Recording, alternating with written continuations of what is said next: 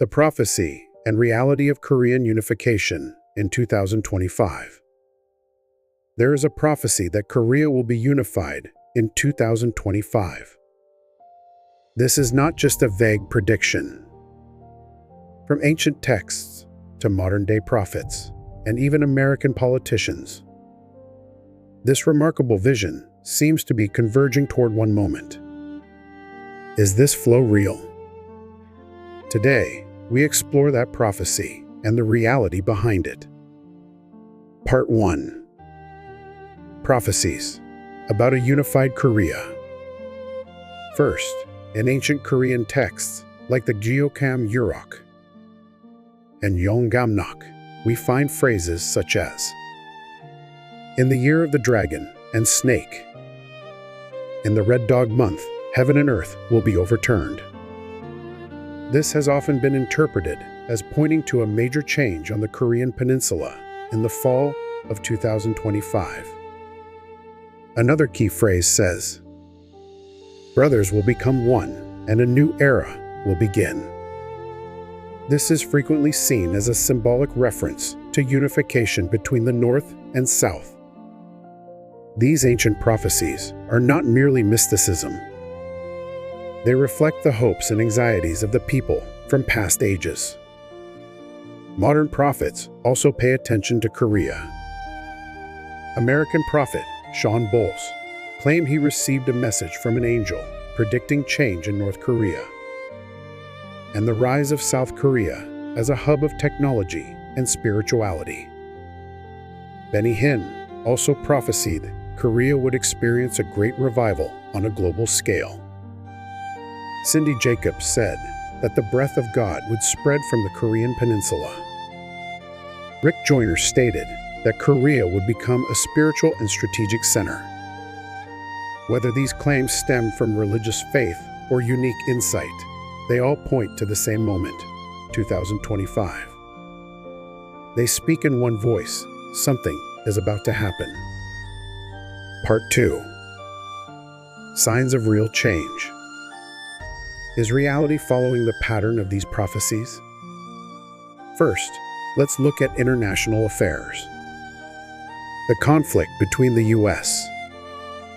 and China has escalated beyond economics and is reshaping the global order. In the midst of this, South Korea's diplomatic influence is expanding, while North Korea is growing closer to Russia. Their cooperation now extends to military and resource deals. Inside North Korea, the economic situation is dire. Food shortages, sanctions, and internal oppression are suffocating daily life.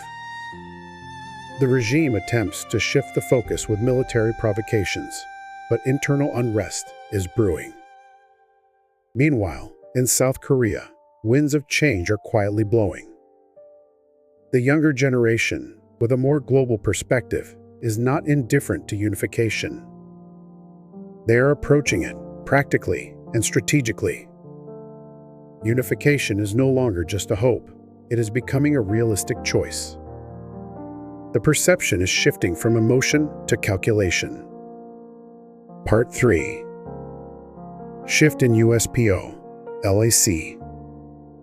America's stance is crucial when it comes to Korean unification. During his presidency, Donald Trump met with North Korean leader Kim Jong-un and emphasized that South Korea should strengthen its self-defense.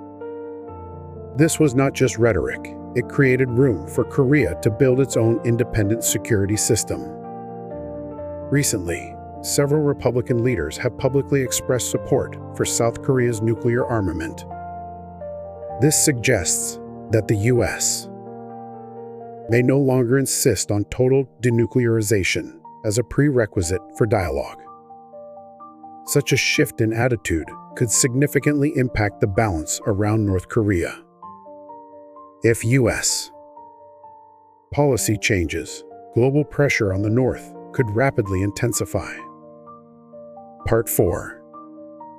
Conclusion and message. So, will Korean unification truly happen in 2025? Prophecies provide a narrative flow.